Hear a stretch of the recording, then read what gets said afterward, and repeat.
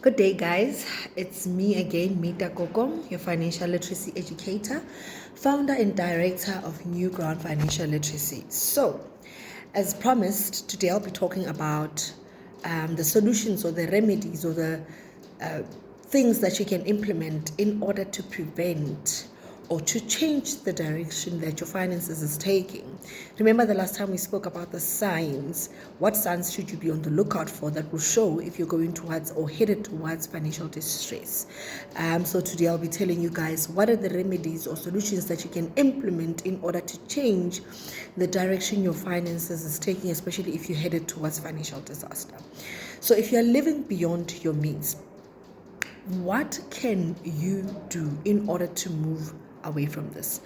Number one, if you want to get ahead with your finances, you should always spend less than you earn. Do not, if you're earning 10,000, you spend the full 10,000, or even when you draft your budget, you want your budget to cover the whole 10,000.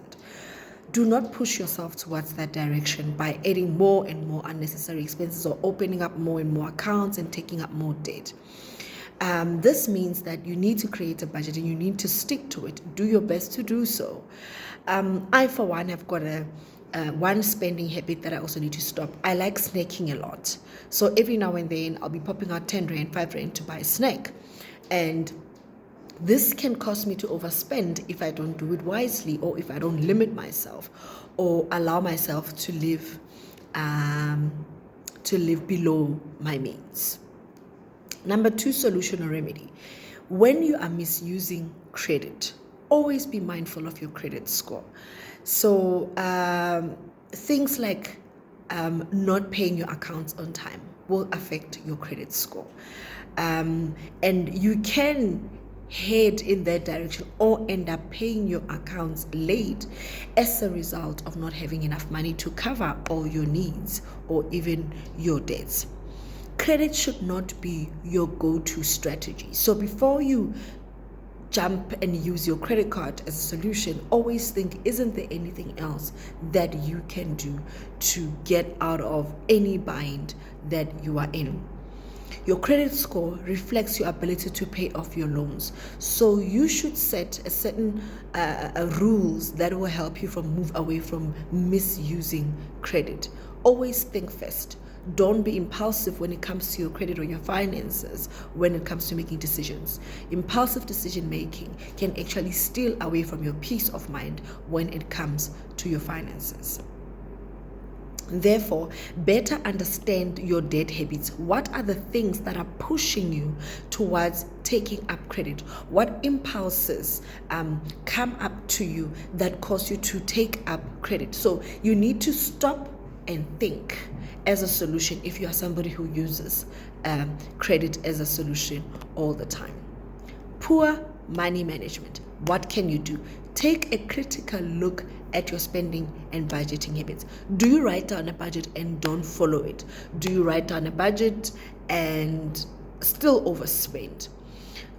Always go back and look at your financial goals. Reassess yourself and check if how I'm conducting myself, the decisions that I'm making currently, are they servicing the financial goals that I have written down? I know in the beginning of the year we all spoke about writing down that vision board, writing down those financial goals, but have we really gone back and re-looked at them? Have we ticked off any of them? And are we doing anything in our journey towards achieving them that is helping us get there?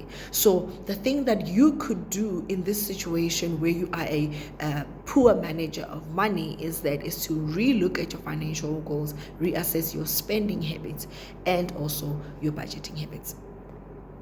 Another one is lack of budgeting tools or planning. So what can you do in this area as a solution that will help you actually be able to drive yourself towards better management, to drive yourself away from financial disaster? Well, if you lack budgeting tools, there are a lot of apps that you can download on your Play Store or on your iPhone store that you can use to actually help you manage your money. When you can draft a budget, where you can draft a spending plan that will sort of gauge for you and measure for you where you are are spending more money. That will help you. Obviously, you're going to have to be committed in inserting every amount of money that you spend. So you also have to show commitment in order to achieve this one financial goal. What you can also do is you can build an emergency savings. An emergency savings, guys, I know I speak about this a lot, and it sounds impossible, I know, with the increase in inflation. But you can imagine you've got an emergency that only requires 200 rand and you don't have it. It's important to have that 200 rand that is going to help you to actually cover that emergency. And you can imagine going to at the Mashonisa or a loan shark to ask for 200 rand.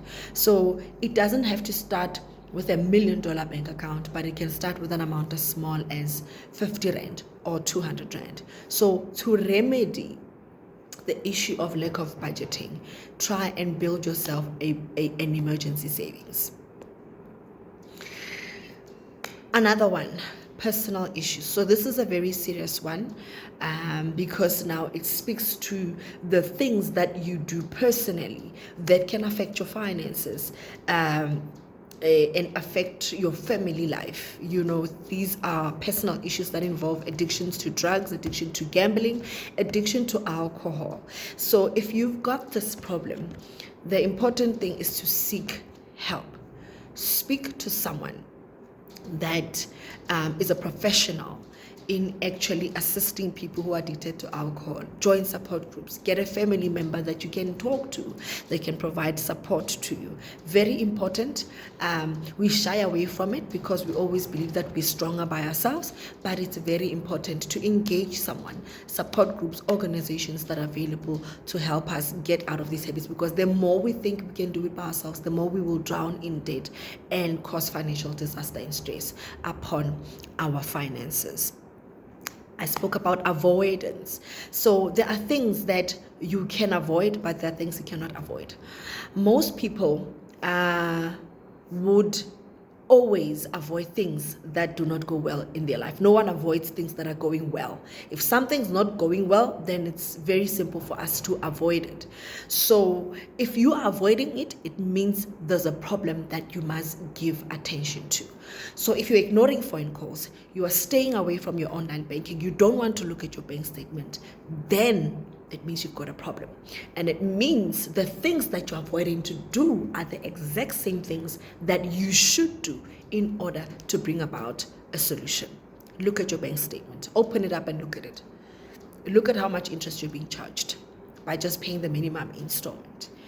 Look at how much it costs you to buy groceries on your credit card. Look at how much it costs to avoid that call.